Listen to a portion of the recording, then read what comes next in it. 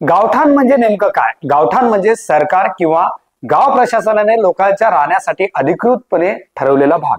इथे घर, दुकान, बांधकाम करण्याला परवानगी असते. महाराष्ट्र जमीन महसूल अधिनियमाच्या 15 ऑगस्टच्या कलम 22 याचा स्पष्ट उल्लेख आहे. हा भाग म्हणजे गावातील रहिवाशांच्या वापरासाठी राखीव असतो. गावठाण हद्द ठरवण्याचं काम साधारणपणे ग्रामपंचायत, नगर परिषद, नगरपंचायत करते आणि त्याची नोंद गावाच्या नकाशावर कायदेशीररित्या होते. घर कायदेशीर आहे की नाही हे कसं कळेल? मित्रांनो, घर कायदेशीर आहे की नाही हे दोन गोष्टीवर अवलंबून असतं. त्यातली एक म्हणजे स्थान, लोकेशन. म्हणजे घर गावठाण हद्दीत आहे की नाही ते लोकेशन नुसार ठरतं. दुसरं म्हणजे परवानगी, परमिशन. म्हणजे घराच्या बांधकामासाठी ग्रामपंचायत, नगर परिषद, नगरपंचायतने मंजुरी दिली आहे काय?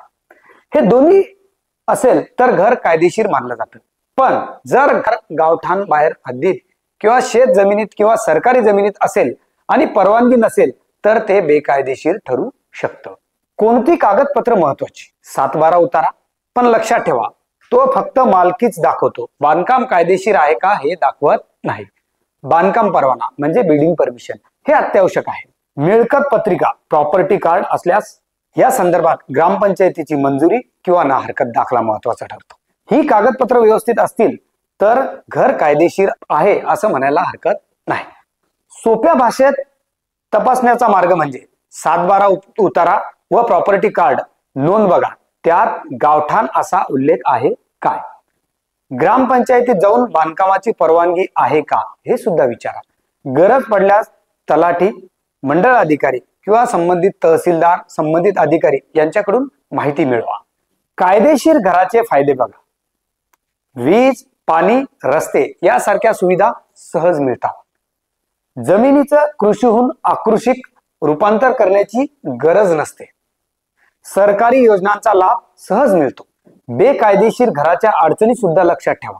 कधीही कारवाई होऊ शकते. बांधकाम पाडलं जाऊ शकते. वीज, पाणी कनेक्शन मिळण्यास अडचणी येतात. भविष्यात विकास आराखड्यामुळे म्हणजे रस्ते रुंदीकरणामुळे किंवा इतर बाबीमुळे घर बाधित होऊ शकतं. आता या गावठाणचा एक थोडक्यात सारांश घेऊया आपण. सर्वात आधी तपासा की आपलं घर गावठाण हद्दीत आहे का. 7/12, बांधकाम परवाना, मिळकत पत्रिका ही त्रिसूत्री नेहमी पूर्ण ठेवा. काही शंका असेल तर संबंधित अधिकाऱ्याकडे विचारणा करा. आणि सर्वात शेवटचा आणि महत्वाचा मुद्दा, आपलं शहरीकरण झपाट्याने वाढत आहे. गावही विकसित होत आहेत. त्यामुळे भविष्यात नियमामध्ये अनेक प्रकारचे बदल होऊ शकतात आणि त्याचा थेट परिणाम आपल्या मालमत्तेवर होऊ शकतो. म्हणून कायदेशीर बाजू मजबूत ठेवा. मित्रांनो, अशाच प्रकारच्या गावठाण संदर्भात किंवा नगर परिषद, नगरपंचायत, ग्रामपंचायत संदर्भात विविध प्रकारचे आधुनिक, अत्याधुनिक माहिती सगट आपण खोज मास्टरच्या लाईव्ह अपडेटमध्ये पाहत राहा. तो नोकरी असो, माहिती असो, पोलखोल असो किंवा पंचनामा असो, अशा सर्व प्रकारच्या व्हिडिओसाठी आमच्या युट्यूब चॅनलला सबस्क्राईब करा, लाईक करा, शेअर करा. आमच्या फेसबुक, इन्स्टा पेजला जास्तीत जास्त लोकांनी फॉलो करा, जेणेकरून आपल्या अशा प्रकारचे महत्त्वाचे व्हिडिओज आम्ही आपल्यापर्यंत पोहोचवण्यास सक्षम ठरूया. धन्यवाद.